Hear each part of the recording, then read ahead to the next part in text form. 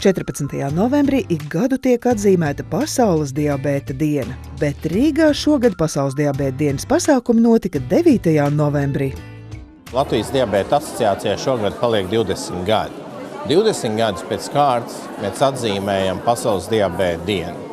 Šā gada diabēta dienas moto ir cukurdiabēts, uzzina vairāk par komplikācijām.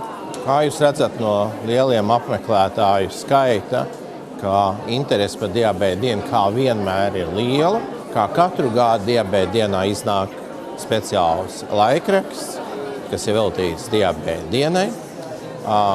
Šī gada apakšmoto, ja tā varētu teikt, ir cukurdiabēts, pasargāsim savu nākotni.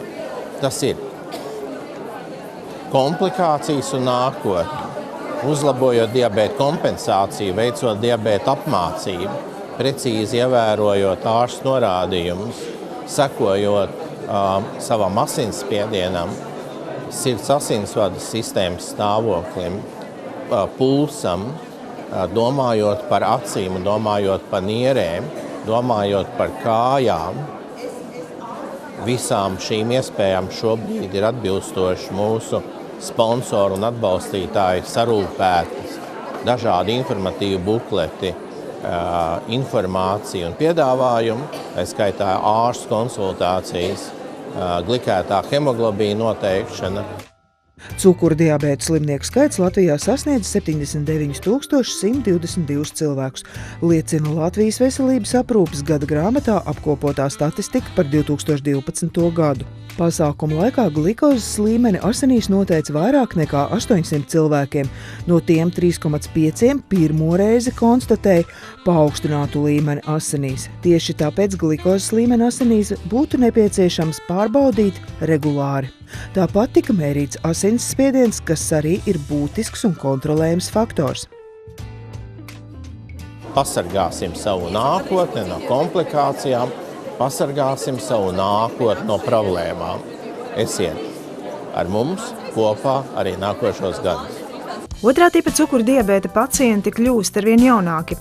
Problēma attīstās, līdz ar to attīstās ierīces slimības kontrolei. Pirmā ierīce ir cukurdiabēta noteikšanas vai glikēmijas noteikšanas ierīce, kas ir savietojama tagad ar mobilajiem telefoniem, konkrēti ar Apple izstrādājumiem, un no Android modeļiem tas ir Samsung Galaxy S3. Un šī ierīce atšķirās no visām pārējām ar to, ka nav vairāk šīs spraudņu nesadarības, jo, kā mēs zinām, tad Apple nomainīs savus spraudņus, Android ierīcēm ir pavisam citi spraudņi, tad šī ierīce strādā iespraužot austiņu izejā.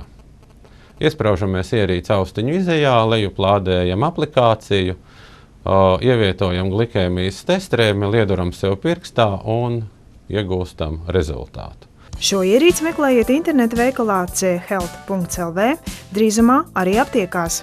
Savukārt monitoringa sistēma EasyTouch GCHB paredzēta patstāvīgai glikozes, holesterīna un hemoglobīna līmeņa kontrolei asinīs mājas apstākļos. Sistēma ir unikāla un tai nav analogu. Tā spēj veikt 3 veidu analīzi, izmantojot tikai vienu iekārtu. Sistēma EasyTouch GCU paredzēta patstāvīgai glikozes, holesterīna un urīnskābes līmeņa kontrolei asinīs mājas apstākļos. Iekārtām ir datu saglabāšanas funkcija, kas palīdzēs novērot glikozes, holesterīnu, hemoglobīna un urīnskābes līmeņa izmaiņas gaitu asinīs.